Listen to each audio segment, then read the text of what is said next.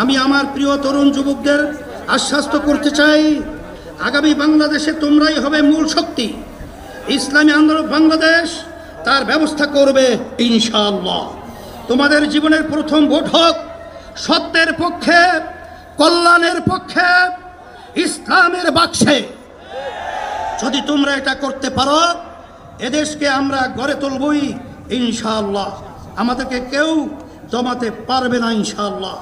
আমরা কথা দিচ্ছি, আমাদেরকে দায়িত্ব দিলে দুর্নীতির দুঃশাসন মুক্ত একটি সমৃদ্ধ বাংলাদেশ তোমাদের উপহার দেব ইনশাআল্লাহ। একটা জিনিস মনে রাখতে হবে, এই অভ্যুত্থানে আপনারা যখন ঢাকার গুরুত্বপূর্ণ পয়েন্টগুলো থেকে শুরু করে দেশের বিভিন্ন রণক্ষেত্রে অংশগ্রহণ করেছেন, আপনাদেরকে পাঞ্জাবি পায়জামার টুপি দেখে টার্গেট কিলিং করা হয়েছে। আমার মাদ্রাসার অসংখ্য ভাই এই টার্গেট কিলিং এর শিকার হয়েছেন।